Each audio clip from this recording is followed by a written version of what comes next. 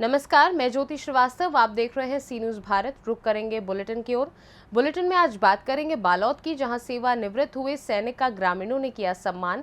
आगे बात होगी भागलपुर की, जहां गांधी जी की जयंती पर जनता दल यूनाइटेड के कार्यकर्ताओं ने उन्हें पुष्प अर्पित कर किया याद। साथ ही आगे चर्चा होगी चतरा की, जहां अपनी 23 सूत्रीय मांगों को लेकर आमरण अनशन पर बैठे ग्रामीण। इन तमाम खबरों पर विस्तार से करेंगे चर्चा।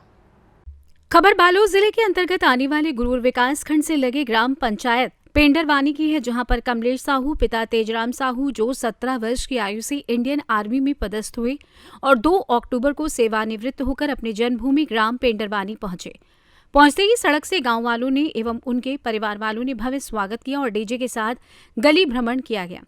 गांव की माता बहनें वरिष्ठ जनों ने श्रीफल शॉल भेंट कर भव्य स्वागत किया। इस कार्यक्रम में मुख्य रूप से उपस्थित रहे गांव के प्रथम नागरिक सत्यवान साहू, सरपंच ग्राम पंचायत पेंडरवानी, उप सरपंच खिलेश साहू, ग्रामीण अध्यक्ष कुंजलाल साहू, खेमराज साहू, लतेलू राम सर्वे, भागचंद साहू, पंच गिरधारी देवांगन, भूतपूर्व सरपंच राजू, युवा मितान क्लब के अध्यक्ष एवं समस्त ग्रामवासी भारी भीड़ में इकट्ठा होकर भव्य स्वागत किया।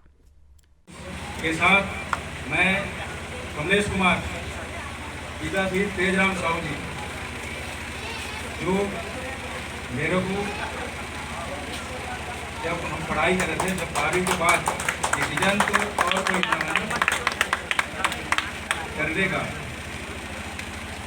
मैं कुछ और कर गया देश के लिए।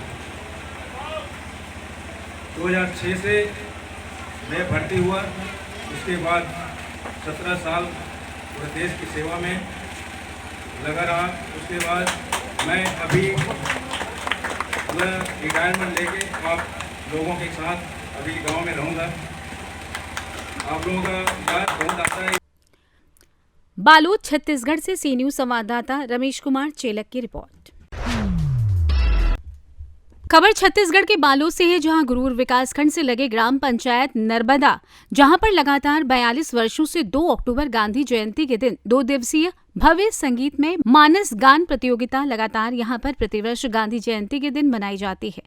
आज शुभारंभ समारोह के मुख्य अतिथि के रूप में विराजमान रहे सुभाष चंद्र चौधरी, उप पुलिस अधीक्षक सेवानिवृत्त, अध्यक्षता कर रहे थे अरुण साहू, सरपंच ग्राम पंचायत भानपुरी, संरक्षक सरपंच संघ जनपद पंचायत गुरूर, विशिष्ट अतिथि गीता भगवान सिंह, सरपंच ग्राम पंचायत सरबदा नूतन साहू, सरपंच ग्राम पंचायत फागुनदा, विशेष अतिथि होमशंकर साहू, सरपंच प्रतिनिधि फागुनदा और समिति के पदाधिकारी गण अध्यक्ष घनश्याम गंजीर, उपाध्यक्ष छगनलाल नागवंशी, कोषाध्यक्ष जनक कलिहारी, सचिव रामधीन ज्ञान कुमार नेताम, महामंत्री रामानंद पटेल, मोहन विश्वकर्मा, घासीराम एवं समिति के सभी पदाधिकारी एवं सदस्य गण उपस्थित रहे। साथ ही मंच को अपने आवाजों से और लोगों को मन से बांधने वाले मंच संचालक नरेश नगवंशी, व्याख्याता शासकीय हाई स्कूल पेंडरवानी प्रदुमन कुमार हिरवानी, शिक्षक ग्राम पटेल 2 दिनों तक मंच को इनकी आवाजों से लोगों को मंच से बांधकर रखेंगे। बालोद छत्तीसगढ़ से सी न्यूज़ संवाददाता रमेश कुमार चेलक की रिपोर्ट। खबर भागलपुर से है, जहां महात्मा गांधी की 154वीं जयंती के अवसर पर जिला जनता दल यूनाइटेड भागलपुर इकाई द्वारा महानायक राष्ट्रपिता महात्मा गांधी पूज्य बापू की जयंती भागलपुर जिला अध्यक्ष विपिन बिहारी सिंह के नेतृत्व में मनाई गई। इस मौके पर जनता दल यूनाइटेड के पदाधिकारी एवं कर्मियों ने उनके चित्र पर पुष्प अर्पित कर उन्हें याद किया। वहीं जनता दल यूनाइटेड के भागलपुर शाखा के जिलाध्यक्ष विपिन बिहारी सिंह ने अपने संबोधन में कहा कि महात्मा गांधी का देश को आजादी दिलाने में एक अहम भूमिका रही है और उनकी नीति भी अहिंसात्मक रही है। उनके विचारों से हम लोगों को प्रेरणा लेने की जरूरत है। गांधी जी ने हिंदी पर जोर देते हुए कहा था कि राष्ट्रीय व्यवहार में हिंदी को काम में लाना देश की उन्नति के लिए आवश्यक है। साथ ही कहा कि बापू हमें देश की एकता, अखंडता व भाईचारे की सीख देते हैं, सत्य की राह पर चलने की प्रेरणा दी। हम लोगों को उनकी नीति और विचारों को अपनाना चाहिए।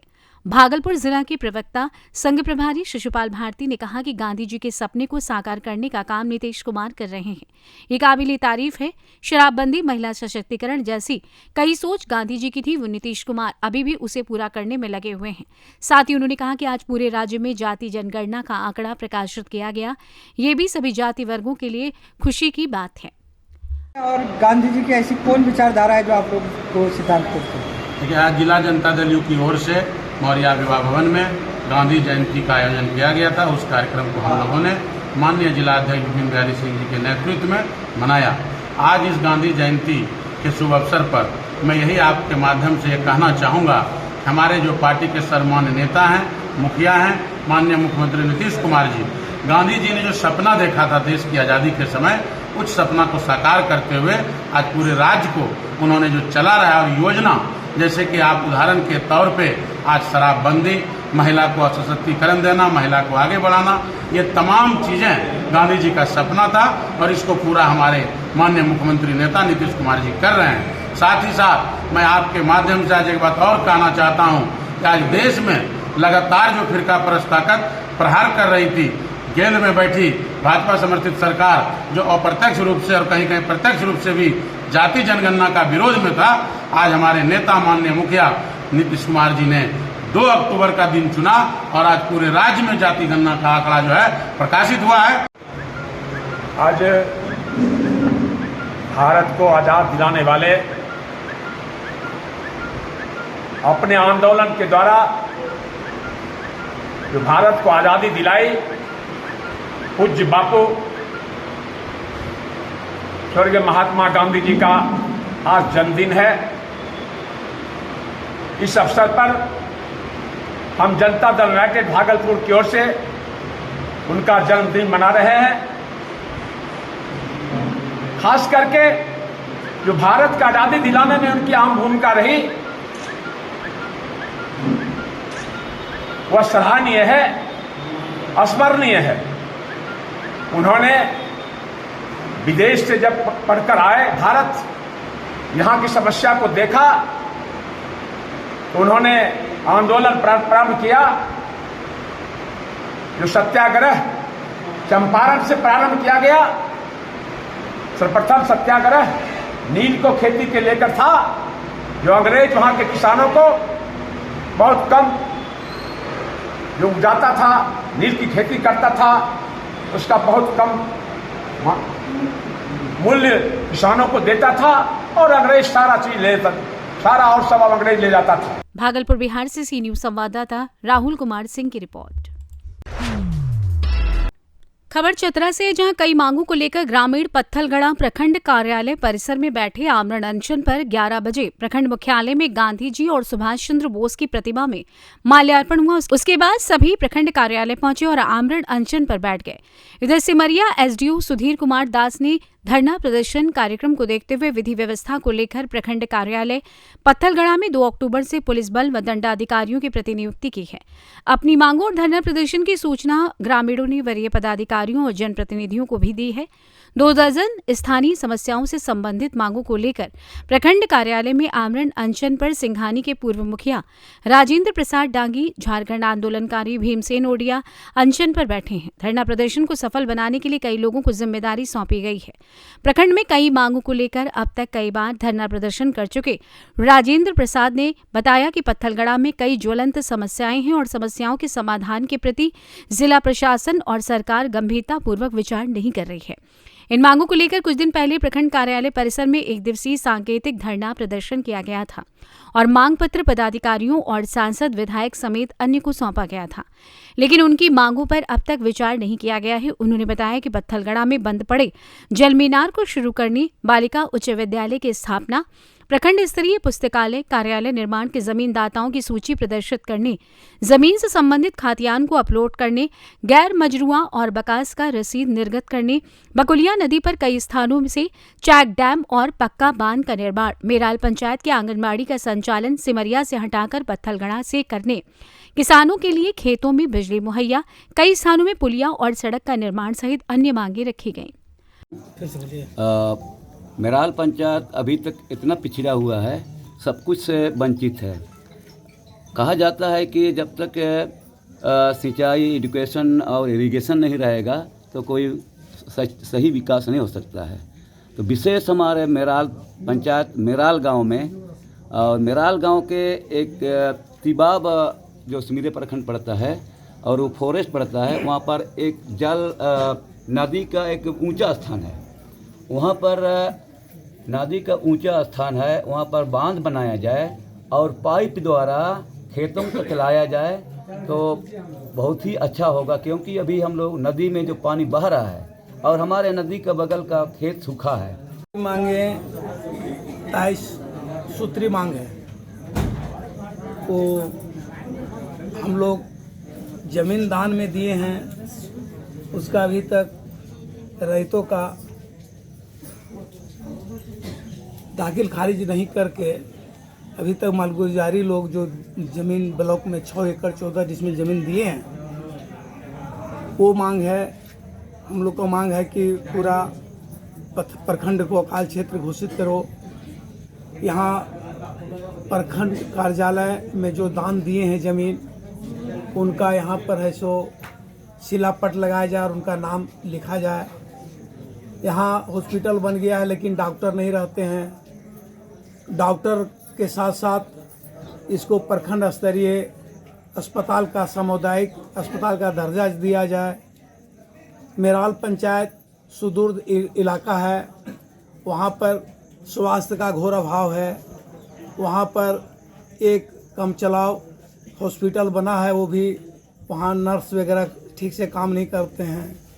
वहाँ पर पुल पुलिया जो बन रहा है वो भी 4 वर्षों से बन ही रहा है। अभी बरसात अभी जो पड़ गया है, लोग को ले जाने में, बीमारी को बाहर दिखाने में बहुत कठिनाई हो रहा है। मवेशी यहाँ पर इतना इस वर्ष मर गए, एगो मवेशी डॉक्टर यहाँ नहीं है प्रखंड में, वो मवेशी डॉक्टर का मांग है। फिर यहाँ मांग है कि इतना बड़ा प्रखंड है और प्रखंड में जो हम लोग का जो ज़मीन है, रैयती ज़मीन, उसका जो खतियान है उसका ऑनलाइन नहीं हुआ है। पूरे पत्थरगढ़ा के अलावे पत्थरगढ़ा प्रखंड का और कई गांव का जो है सो ऑनलाइन नहीं हुआ है। वो 2 अक्टूबर के दिन हम लोग धरना प्रदर्शन अनशन के कार्यक्रम में आज हम लोग बैठे हैं। और अनशन ये दोनों जन हमारे अंकल राजेंद्र प्रसाद जी, भीम सिंह मुड़िया जी, ज़रूरत पड़ी तो हम लोग अनशन पर और संख्या बढ़ाएंगे और हम लोग आगे कार्यक्रम जो है से आगे तक का ही लड़ाई लड़ेंगे। चतरा से सी न्यूज़ संवाददाता लकी की रिपोर्ट। खबर प्रयागराज जनपद की हंडिया तहसील के अंतर्गत आने वाले उतराव थाना क्षेत्र के बलीपुर नेशनल हाईवे की है, जहां हंडिया से प्रयागराज की ओर जा रही एक प्राइवेट बस अनियंत्रित होकर हाईवे के किनारे खाई में जा घुसी और पेड़ से टकराने के कारण बस पूरी तरीके से क्षतिग्रस्त हो गई और ड्राइवर घायल हो गया। सूचना पर मौके पर पहुंची उतराव पुलिस ने एम्बुलेंस की मदद से घायल चालक को इलाज के लिए जिला अस्पताल भेज दिया, जहां उसकी हालत नाजुक बताई जा रही है। मिली जानकारी के अनुसार हंडिया कस्बा लाला बाजार निवासी बस चालक मोहम्मद मोनू पुत्र मोहम्मद नन्हे, जो कि खाली बस को लेकर प्रयागराज की ओर जा रहा था, तभी जैसे ही वो बालीपुर बाजार के पास स्थित नवीन सब्जी मंडी के पास पहुंचा था कि बारिश होने के कारण उसकी बस फिसलकर नेशनल हाईवे के किनारे खाई में जा घुसी और पेड़ से टकराने के कारण ड्राइवर बुरी तरीके से बस के अंदर फंस गया। घटना की जानकारी मिलने पर मौके पर पहुंची उतराव पुलिस ने घायल बस चालक को जेसीबी की मदद से बाहर निकालकर डायल 108 एम्बुलेंस की मदद से जिला अस्पताल भेज दिया है और बस चालक के परिजनों को सूचना दे दी गई है। वहीं घटना के बाद मौके पर स्थानीय लोगों की भारी भीड़ जमा हो गई। गनीमत ये रही कि बस सवारियों से भरी नहीं थी, नहीं तो बड़ा हादसा हो सकता था। प्रयागराज से सी न्यूज़ संवाददाता रणविजय सिंह की रिपोर्ट। फिलहाल के लिए बुलेटिन में बस इतना ही। देश दुनिया की तमाम खबरों को जानने के लिए आप देखते रहिए सी न्यूज़ भारत।